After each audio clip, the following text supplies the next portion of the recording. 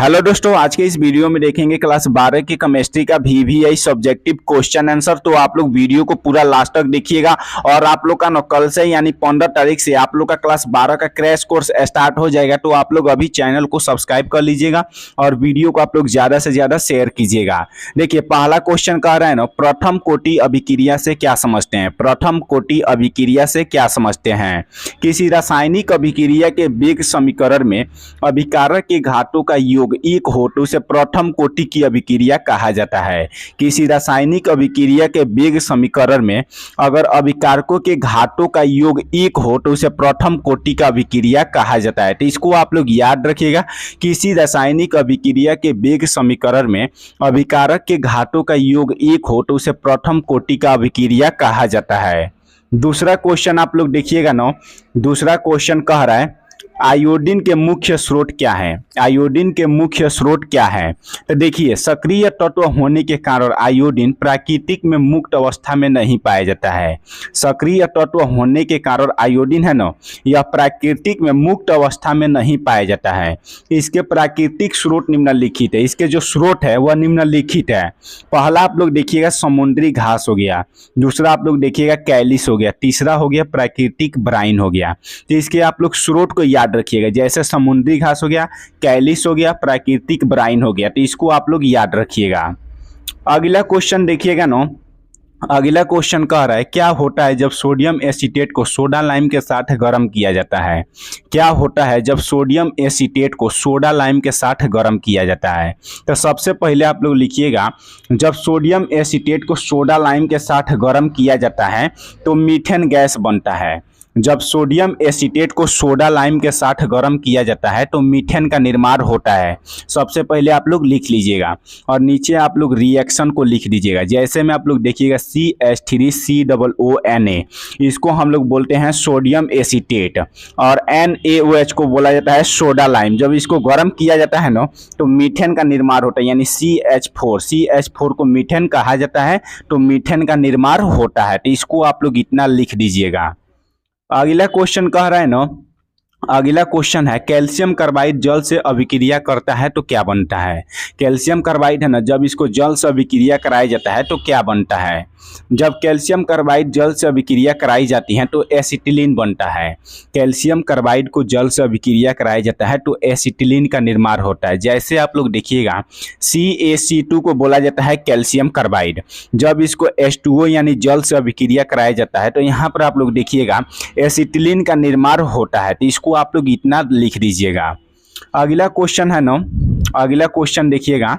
Question कह रहा है, भौतिक अधिशोषण किसे कहते हैं। भौतिक अधिशोषण किसे कहते हैं। जब ठोस के पृष्ठ पर अधिशोषित अणु वांडरवाल्स बलों जैसे कमजोर बलों द्वारा चिपके रहते हैं तब ऐसे अधिशोषण को भौतिक अधिशोषण कहते हैं।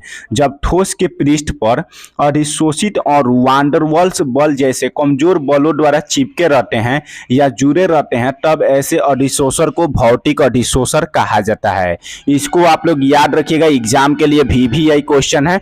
जब ठोस के पृष्ठ पर अधिशोषित अणु वांडरवाल बल जैसे कमजोर बलों द्वारा चिपके रहते हैं तब ऐसे अधिशोषण को भौतिक अधिशोषण कहा जाता है। अगला क्वेश्चन है ना, अगला क्वेश्चन कह रहा है, रासायनिक अधिशोषण किसे कहते हैं। रासायनिक अधिशोषण किसे कहते हैं।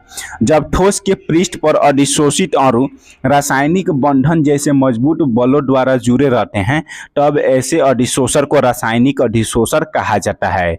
जब ठोस के पृष्ठ पर अधिशोषित अणु होते हैं ना, वह रासायनिक बंधन जैसे मजबूत बलों द्वारा जुड़े रहते हैं तब ऐसे अधिशोषण को रासायनिक अधिशोषण कहा जाता है। देखिए, आपके एग्जाम में ना क्वेश्चन पूछा जाता है भौतिक अधिशोषण और रासायनिक अधिशोषण में अंतर लिखे। तो सबसे पहले आप लोग भौतिक अधिशोषण और रासायनिक अधिशोषण दोनों को दो बगल लिख लीजिएगा और दोनों का आप लोग एग्जाम्पल लिख दीजिएगा, दोनों का आप परिभाषा लिख दीजिएगा और उसके बाद आप लोग लिख दीजिएगा, यह वांडरवाल बल जैसे कमजोर बल से जुड़े रहते हैं और रासायनिक अधिशोषण होते हैं ना, यह रासायनिक बंधन जैसे मजबूत बलों द्वारा जुड़े रहते हैं। बस आप लोग इतना लिखिएगा ना तो आप लोग का 5 नंबर मिल जाएगा। अगला क्वेश्चन है ना, अगला क्वेश्चन कह रहा है, उत्प्रेरक से क्या समझते हैं। उत्प्रेरक से क्या समझते हैं। उत्प्रेरक वह पदार्थ है जो अभिक्रिया के वेग को प्रभावित कर देता है किंतु स्वयं अभिक्रिया के अंत में रासायनिक दृष्टि से अपरिवर्तित रह जाता है। ऐसी प्रक्रिया को उत्प्रेरक कहा जाता है। उत्प्रेरक वह पदार्थ होता है जो अभिक्रिया के वेग को प्रभावित कर देता है किंतु स्वयं अभिक्रिया के अंत में रासायनिक दृष्टि से अपरिवर्तित रह जाता है। ऐसी प्रक्रिया को उत्प्रेरक कहा जाता है। उत्प्रेरक वह पदार्थ होता है जो अभिक्रिया के वेग को प्रभावित कर देता है किंतु स्वयं अभिक्रिया के अंत में रासायनिक दृष्टि से अपरिवर्तित रह जाता है। ऐसी प्रक्रिया को हम लोग उत्प्रेरक कहते हैं।